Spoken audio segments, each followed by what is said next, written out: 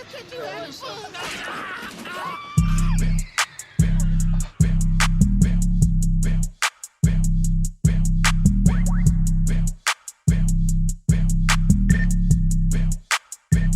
this shit crank.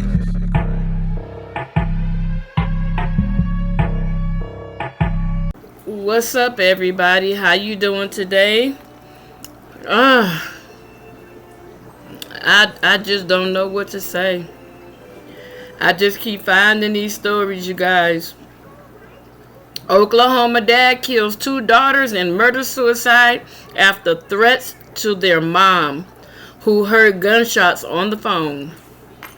That's why I say it don't matter, husband, boyfriend, ex-boyfriend, father, it don't matter, stepdaddy, it don't matter. These folks is killing kids. My father stole their futures. The brother of the victims wrote on a GoFundMe page. And this happened on February. In February, excuse me. I guess these are the 2 kids. I'm not 100% sure if these are the 2 girls that were slain. Days after dealing with a triple murder-suicide involving 2 young girls, police in Sand Springs, Oklahoma, found themselves at the scene of another murder-suicide in which a father killed his 2 teenage daughters, you guys. Whew. Local reports citing police state Clarissa Kaser, 19, and her 14-year-old sister, Crystal Gray Kaser, were fatally shot on Tuesday. Police believe their dad, David Kaser, 56, killed both girls before turning the gun on himself, according to the Tulsa World. Wow.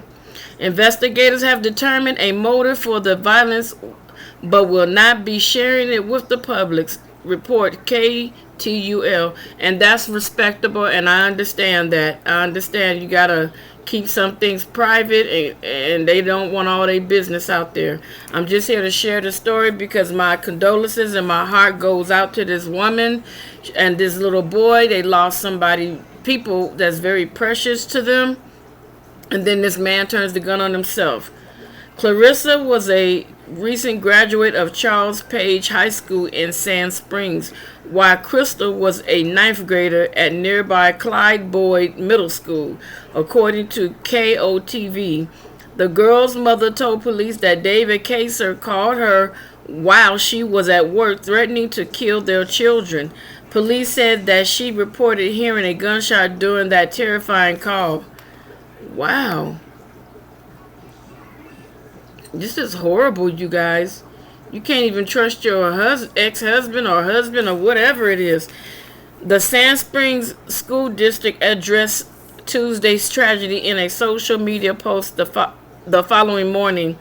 Our hearts are heavy for the recent tragedies of 2 Sandy Springs families, the statement reads. Our condolences go out to each of these families. Mine too. My condolences truly go out. This is not just me talking. It adds, for most, the local public school is the heart of the community, and Sand Spring is a prime example of this.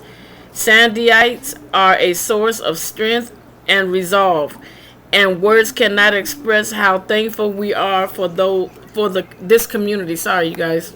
I'm getting a little tongue-tied again. Okay, this story is kind of short. A GoFundMe campaign launched by the victim's brother, Keenan, will help defray the cost of their girls' funerals. Keenan wrote that David had multiple debts that the mom is now legally responsible for. Wow. My sisters love life very much, reads the page. They both had wonderful plans for the future. Things look bright. My father stole their futures.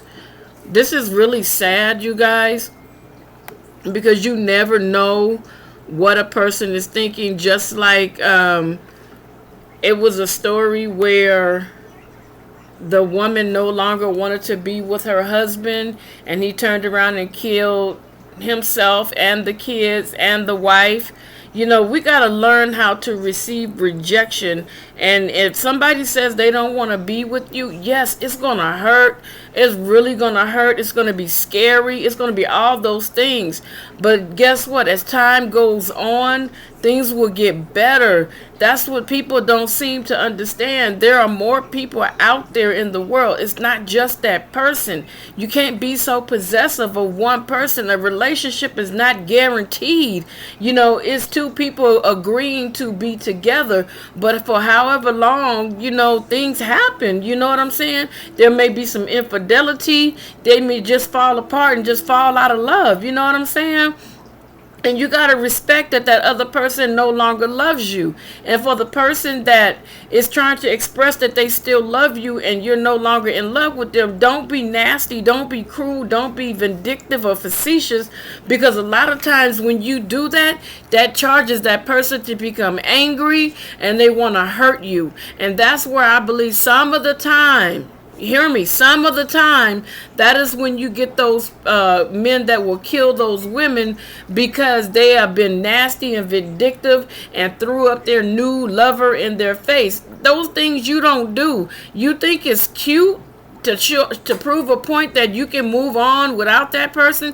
That's not cool. You got to still consider the other person's feelings on how they feel. Have an open line of communication.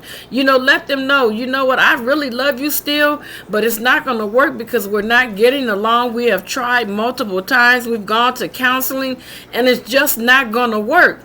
How about, can you accept a friendship with no sexual contact?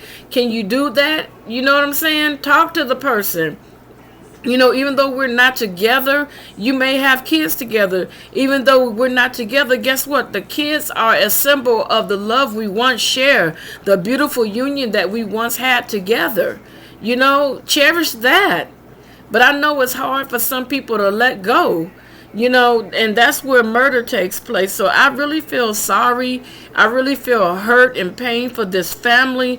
It's unfortunate, and I wish that, these situations would not happen, and because they are actually happening, it's giving me content, which is horrible. This is the worst kind of content to have, but I definitely want to bring these stories to you guys to let you know what's going on in the world. You don't know, your partner can snap in the next minute, kapow. Everything changed within the blink of an eye. And I pray that whatever his debt is, I pray that they will find compassion and charge the debt off. She's going to be going through enough. She has to bury 2 kids and then probably have to bury him as well. So you guys, please, if you know anything or any signs about somebody being abused or being victimized, or if you see anything that don't look right, like I always say, don't jump on that person. Don't tell them what they should do. Don't bash them. Don't condemn them. But just talk to them and try to encourage them and let them know, hey, you could do better. I can help you. But if they don't want your help, pray for them, pray with them, and maybe things will, they'll see the light. Because as long as, it's like my mom used to say, if you spend time telling your friend that dude is no good for her, oh, he's no good, she's going to try to get closer to him to prove you wrong, knowing that, not knowing that she may know that she's in danger, but just to prove you wrong, she'll keep dealing with this individual. So